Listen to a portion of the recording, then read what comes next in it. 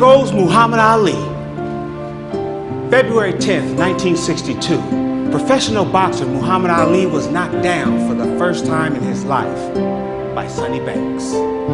As the referee began his count to 10, Ali said that he sat up, looked around and thought to himself, the canvas is no place for a champion. So he rose to his feet, dusted himself off, made sure he was still pretty. Then he hit Sonny Banks so hard, Mrs. Banks got a headache. On that day, Muhammad Ali proved to the world, but more importantly to himself, that it's not about the knockdown, it's about the get up. It's about what we do after the knockdown. That is what defines who we are.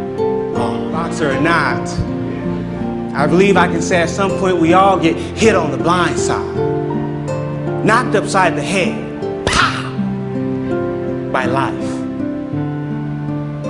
I guess you could say life at times will be your Sonny Banks, knocking you down flat on your back, and then taunting you with a question. What are you gonna do now? Like you, I faced my Sonny Banks many times. He began throwing punches at me long before I took my first breath. You see, I was born 2 months premature after my mom was assaulted by a neighbor. I remained in the hospital for months, my family unsure when I'd be allowed to go home. 3 years later, I found and swallowed a bottle of prescription medication. That put me in a coma doctors did not believe I'd survive. Because of that incident, my mom lost custody of me and I was placed in a foster home. While in that home, I was locked inside a closet, mentally and physically abused. But I was still standing. At the age of 11, I held on to the hope of knowing my mom was about to regain custody of me. But before that could happen, she passed away. Boom! That was the knockdown blow for me. I went down and I stayed down. I stayed down and allowed life to begin to count me out. 1. I gave up and started feeling sorry for myself. 2. I surrounded myself with all of the wrong people. 3, 4. Their bad habits quickly became my bad habits. 5, 6. At the age of 19, I was sentenced to 15 years in prison. 7, 8. Ashamed of the person I had allowed myself to become, I finally began to plead for help.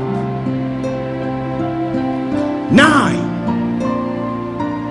A prison counselor named Charles Lyles saw something in me that I didn't know was there, and he says this: young man, this doesn't have to be your life. You are capable of doing great things. Before walking away, he looked at me and said, I believe in you. That was the first time I had ever heard those words. That's when I got up. I got up by repeating his words to myself over and over again. Someone believes in you. You can do great things. Soon, his words became my words, and I began to believe in myself. I got up by refusing to continue feeling sorry for myself. I got up by looking for the lesson behind the knockdown. I got up by focusing on my future instead of my past. Now I'm sure you're all thinking, I bet after he got up, his Sonny Banks left him alone and he's lived happily ever after. As my children would say, not. We all know life doesn't work that way. My Sonny Banks continues to follow me around, trying to knock me back down. And you know what?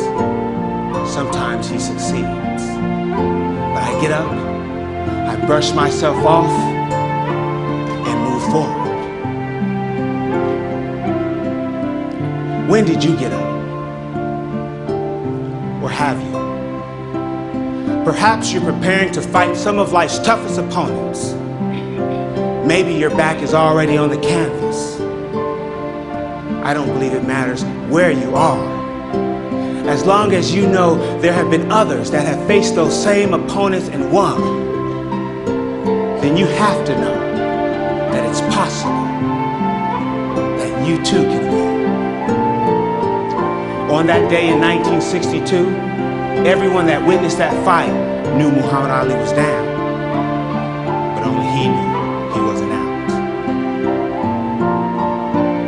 The next time life knocks you down, the most important thing you can do is find a way to rise. Because it's not about the knockdown, it's about the get up. It's about what you do after the knockdown. That is what defines who you are.